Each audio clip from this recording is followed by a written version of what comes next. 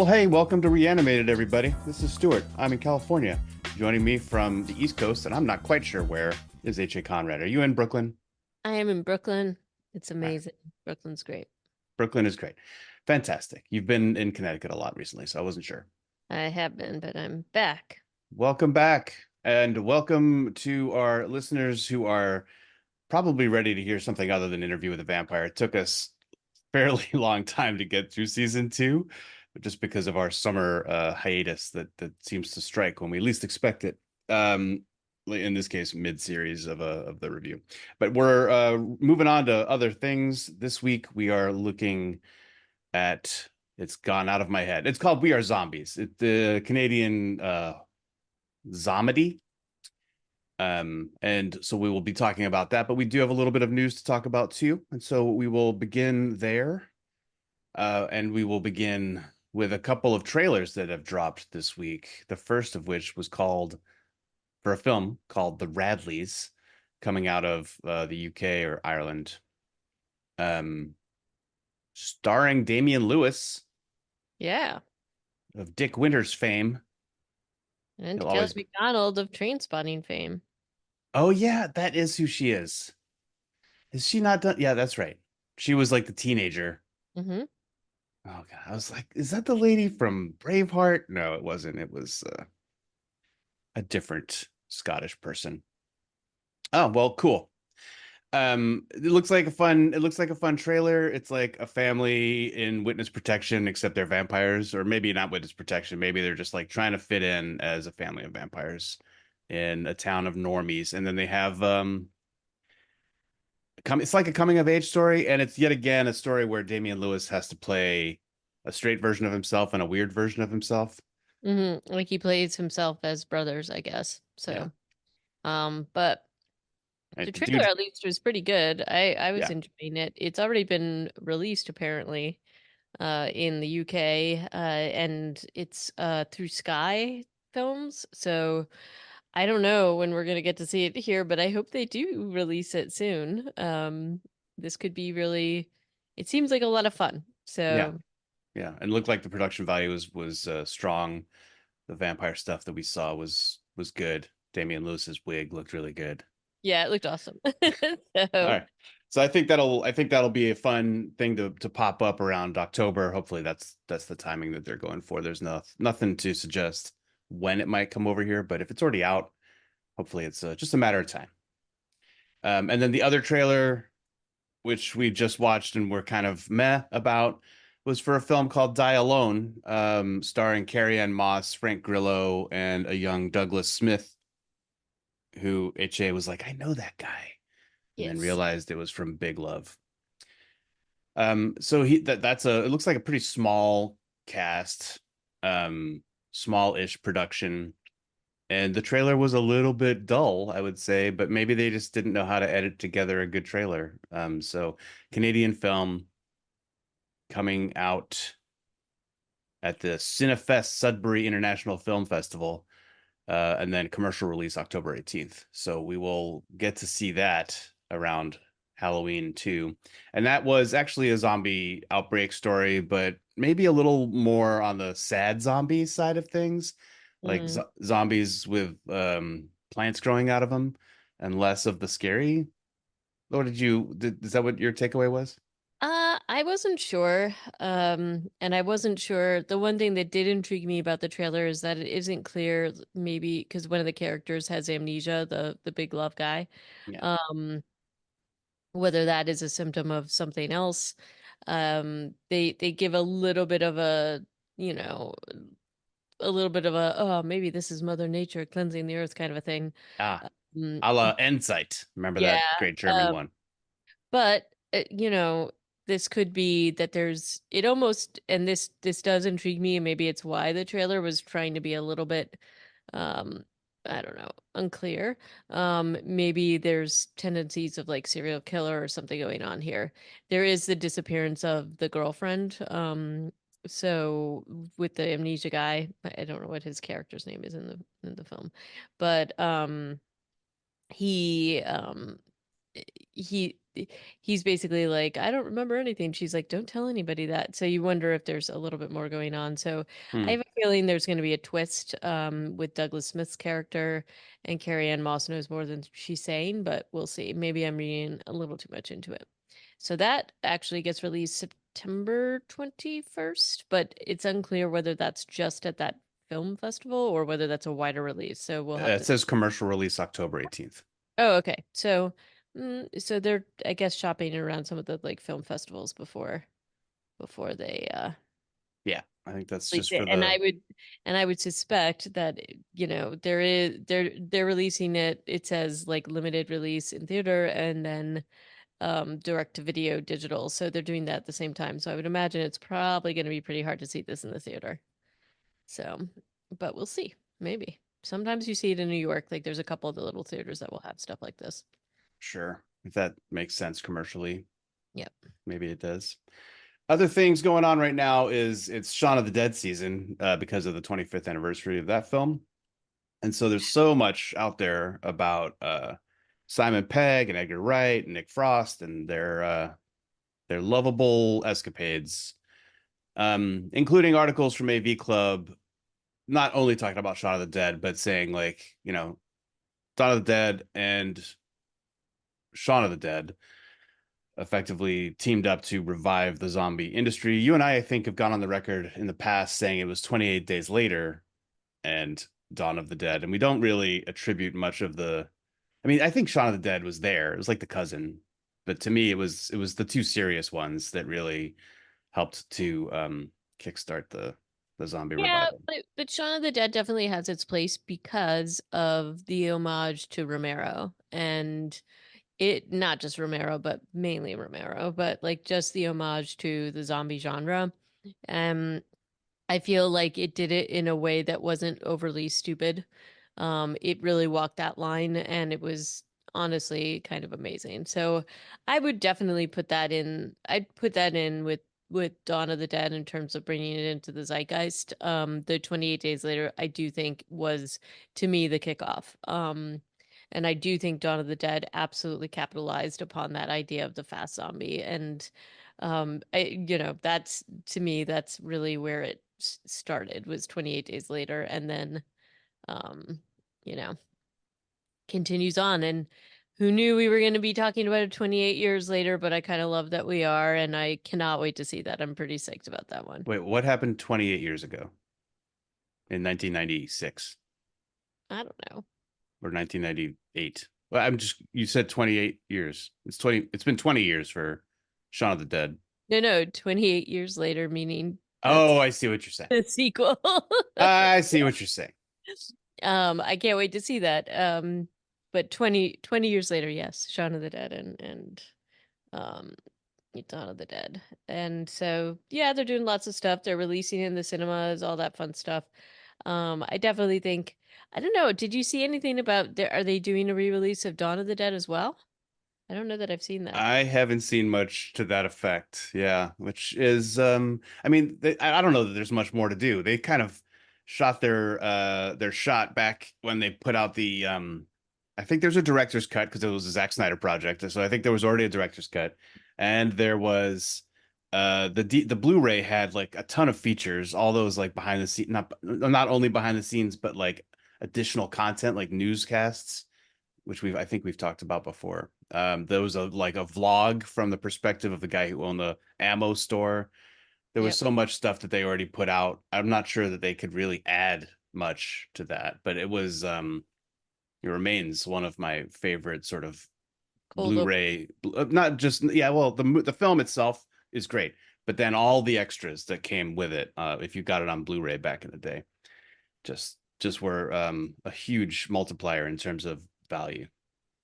I mean, I would say that cold open for Dawn of the Dead was probably one of the most terrifying, successful. It was really good. Well done. I think that's the best part of the whole movie. It's Absolutely. really good. Really good. And then great use of terrifying Johnny Cash in the title credits. Yep. I mean, it was, yeah, it's a triumph. that film is really good. We should probably watch it again and just review it again just for fun. Right? Sure. Isn't it good to go back and just relive the glory on this 25th anniversary? Might make sense. 20th, Anyways, 20th, Stuart, 20th, not it's the 25th. 28th. You said 28th No, anniversary, and now I I'm said confused. 28 years later. I know you did. Uh, anyway, 25 years later, here we are still talking about the news. And there was a couple of other things about Shaun of the Dead. You found it delightful to read about all the semi famous people. I'm putting that in big air quotes.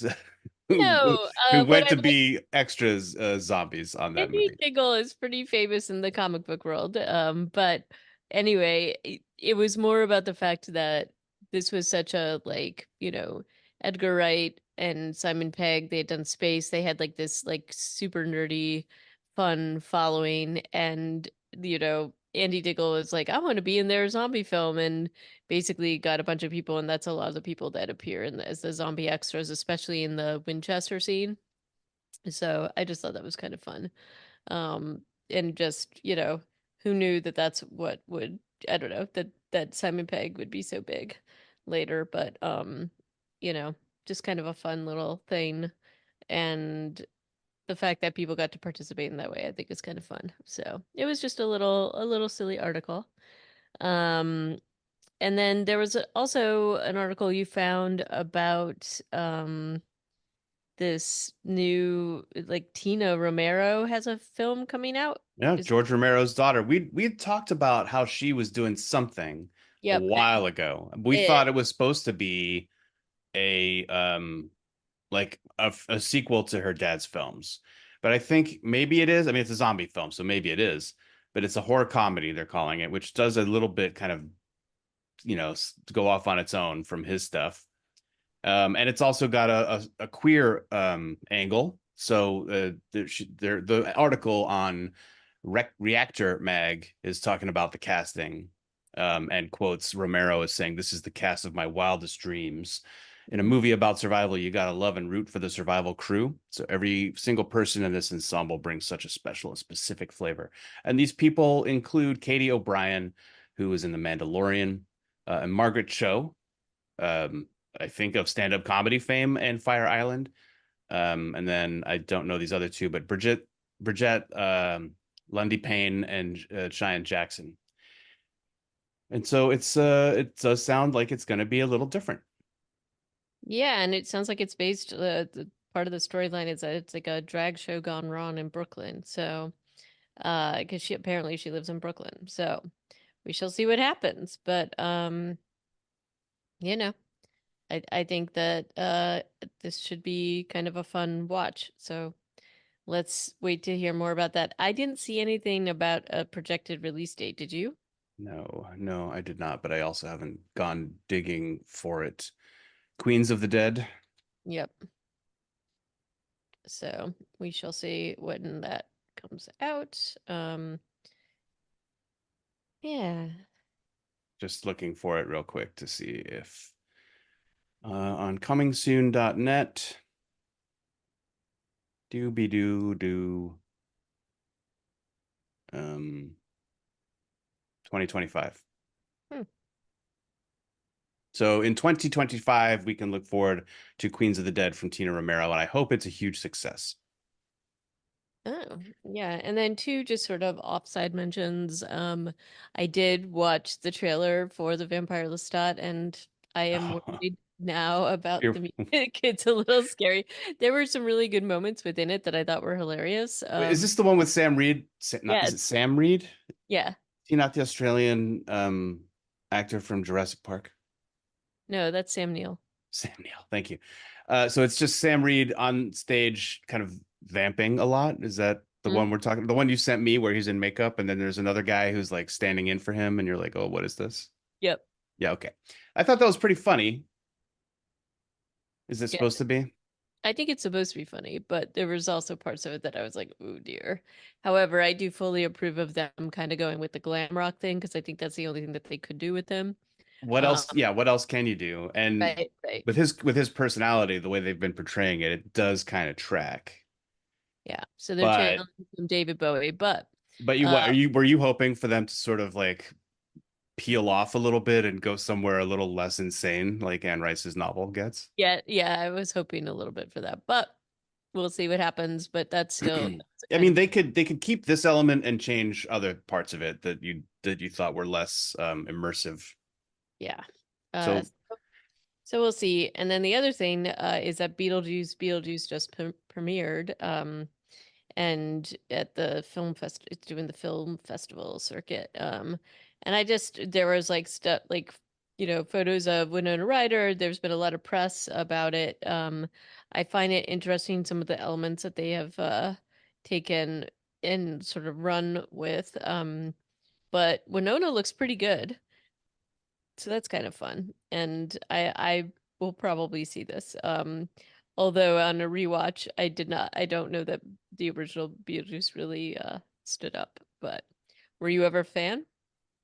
Beetlejuice? Yeah.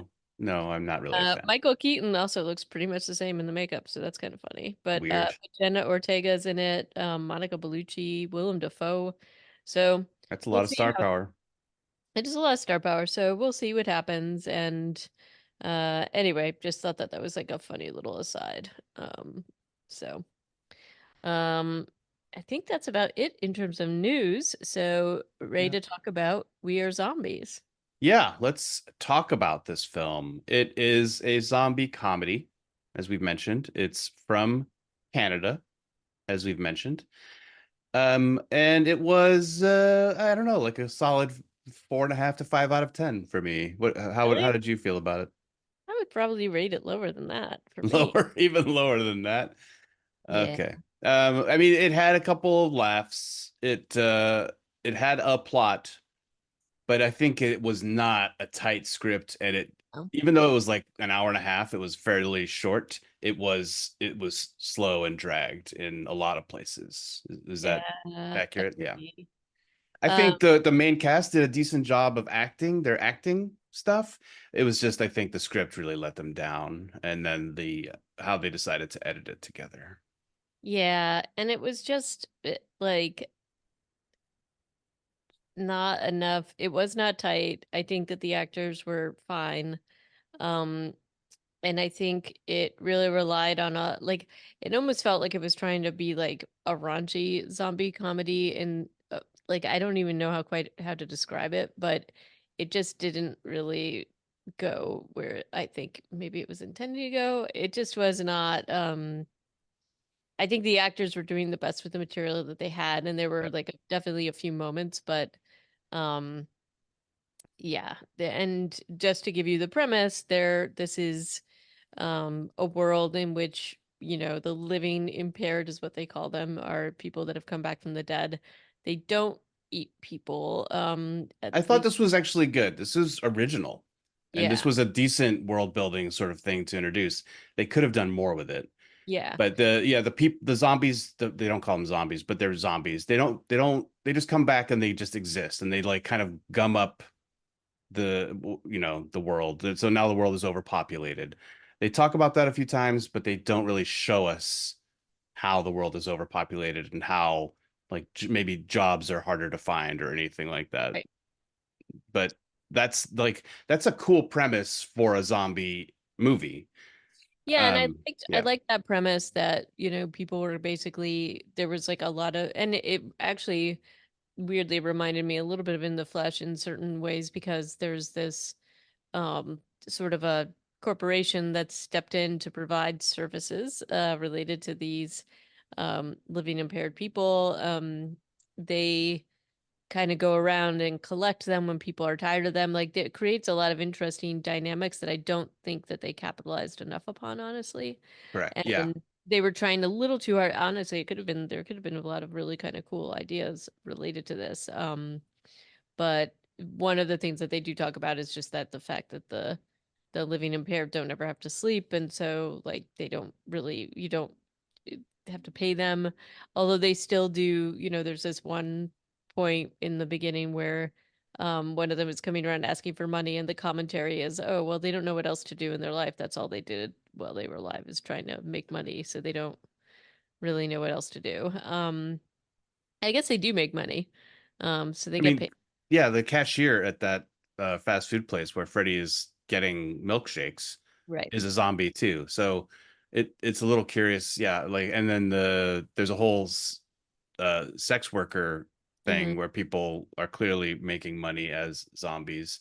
So it's yeah, I guess it's not super well developed the concepts here because some of the zombies are most definitely working for a living.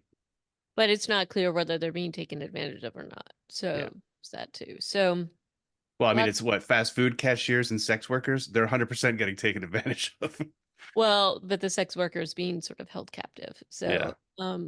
So anyway, um, there's things that they could have explored on that front. But the idea is that you have the two of the main characters are basically being sent to um pick up some of the living impaired, but they're basically doing this illicitly. They are not part of the corporation. They're doing this themselves.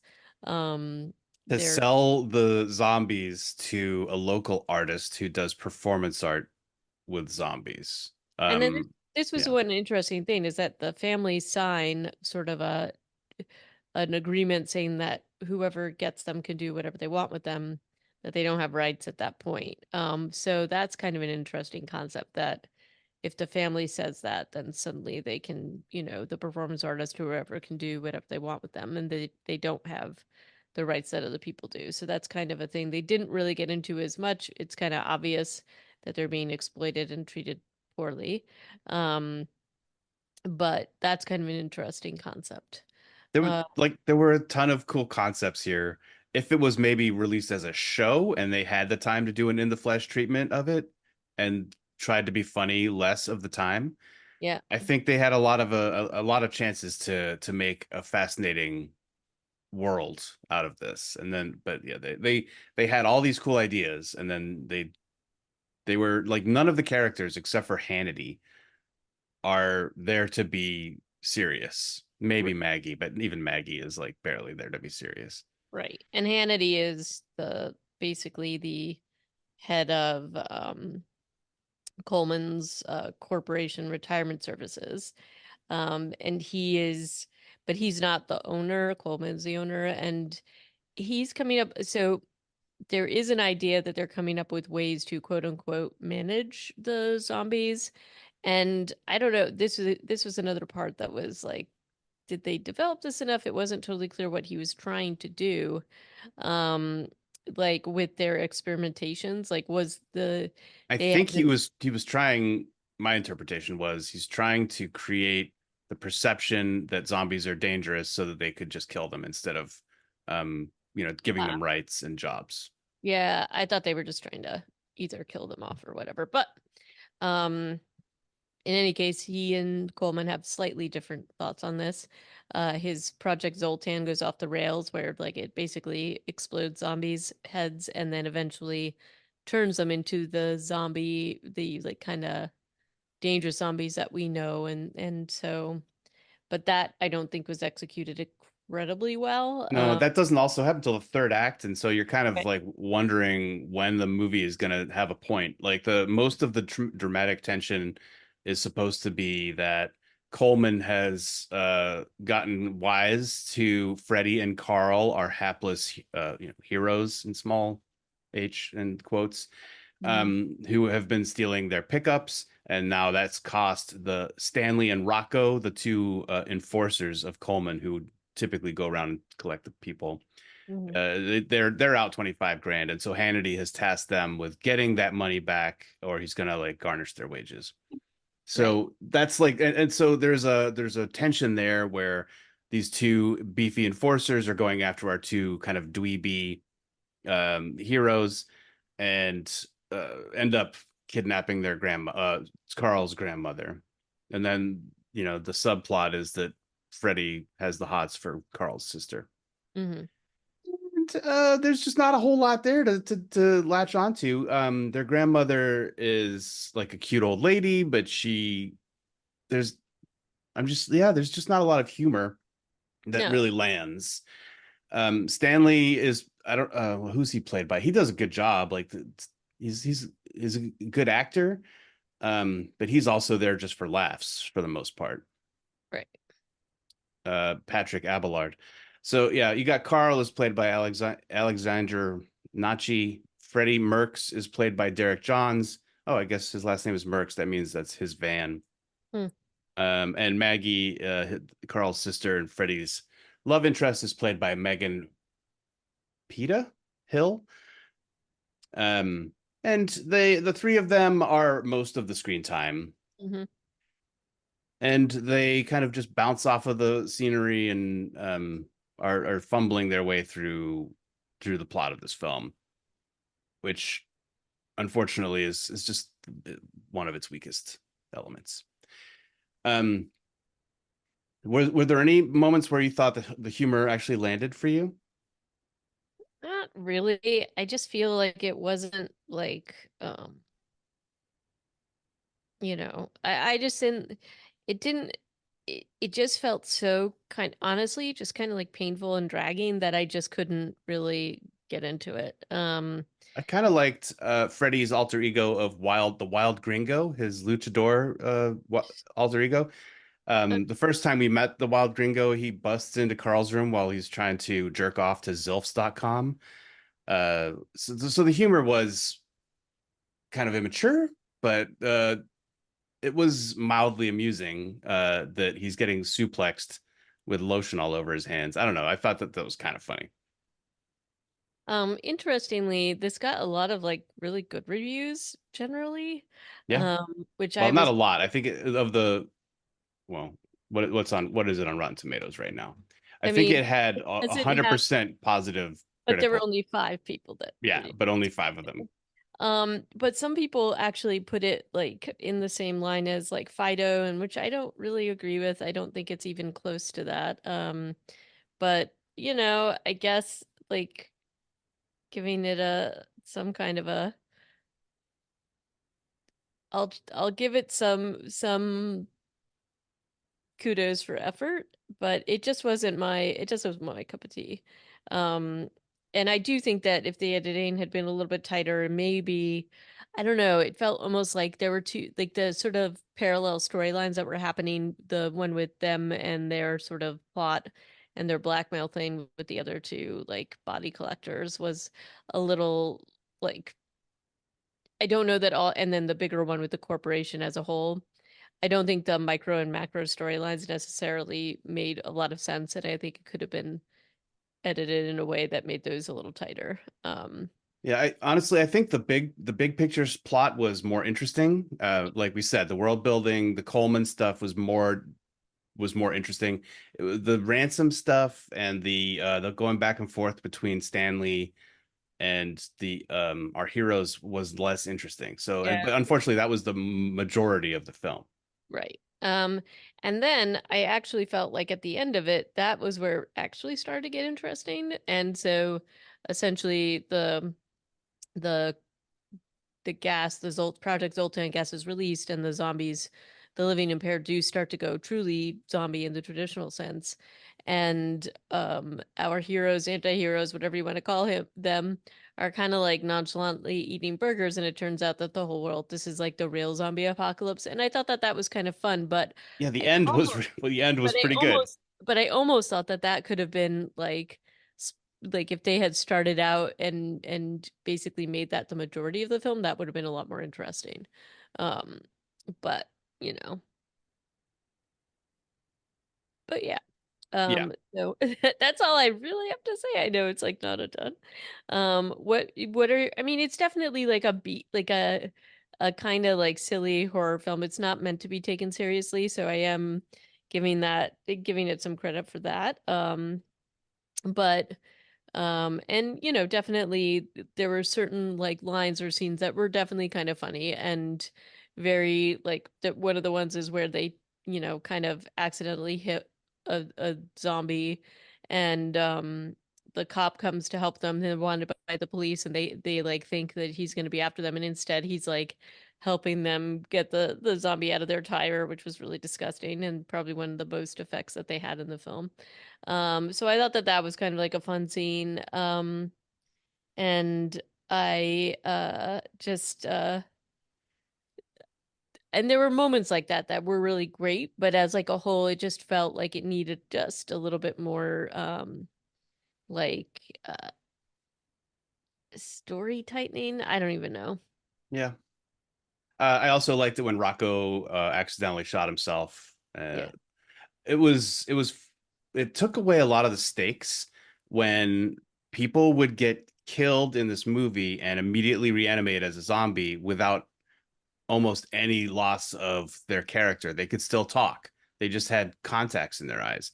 So a lot of like that, like it's an interesting sort of way to approach zombie stuff because I guess now they are potentially they could be exposed to the Zoltan thing and be dangerous, but like that I think that robbed the movie of some of its potential is when they're just they just they just get up and they're like because at the end of the movie Rocco is dancing with grandma. They're both dead, but they're in the cafe, and so I guess if they weren't exposed to the gas, they're not dangerous zombies.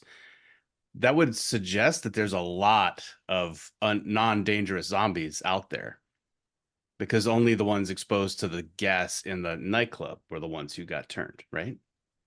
Yeah. Yeah, and all the other zombies were humans who were bitten by dangerous zombies. Either way, it's like yeah. So there's interesting stuff in here. It just needed to be like it needed to be worked on, and the plot that they chose to use to tell the story of this movie was not the one I would have gone with. Um, yeah. So I guess there's the and I do think that that general conceit of having people die and come back was like what's the like the downside? Grandma gets killed Right. and it doesn't make any difference. It's fine. Like it's just weird. It's just she Well, has a to bullet me, hole in her. right. Well, to me, the more interesting, and then there was like a little subplot where she was suffering from dementia and already thought that she was living impaired, which was kind of funny. Um, but I thought a more interesting thing to explore would have been, and this would have made it less of a comedy, obviously, would have been like, okay, now we have all these people and they're back. There were a couple of asides that were kind of interesting, which it's like, oh, it's illegal to go into graveyards and bring even more people back. Um, it's so there was a like a little muddiness in terms of how people were coming back and why, and then what happens because space is being taken up and jobs are being taken up. Like that part seemed to be the most interesting idea. Um, and so, and what they were going to do to sort of deal with it. And so, I don't know, like I just felt like those things were much more interesting to me and I was like, "Oh, that's kind of a cool concept." And then they kind of went floated by it and just kept going on. So yeah. But maybe for another film, another day. Maybe somebody Yes. take it. Somebody could take these ideas and really develop them into something like dramatic, less funny, dramatic and like compelling. But this was not the greatest opportunity for these cool ideas. So I hope somebody does come along and does something else with them. Uh, it's kind of a bummer when you and I are like, yeah, we saw this movie, and then we I don't have know. we kind of are done with things we want to say about it after 20 minutes. But sometimes that's how it go, and other times it's 2.5 hours of us talking and we can't stop. Sure. Um, so what would you like to talk about next time? Do you want to try handling the undead next time? Sure. Okay. That's the So Norwegian one, right? it's some kind of Northern Europe. Mm, But yeah, so we can let's try our hand at handling the undead. Let's try handling the undead, as it were, okay. next time on the podcast. And let us know what you thought of We Are Zombies. Maybe you thought it had all the depth that we are missing. And you can let us know that at reanimatedpodcast@gmail.com. And if you're interested in hearing any of our other episodes, you can do that. They're on Spotify. We're on lots of different podcatchers. And you can go to reanimated.podbean.com for those. And for now, we're going to bid you adieu. My name is Stuart, and thank you for listening. Yes, indeed. Thank you for listening, and until next time, ciao.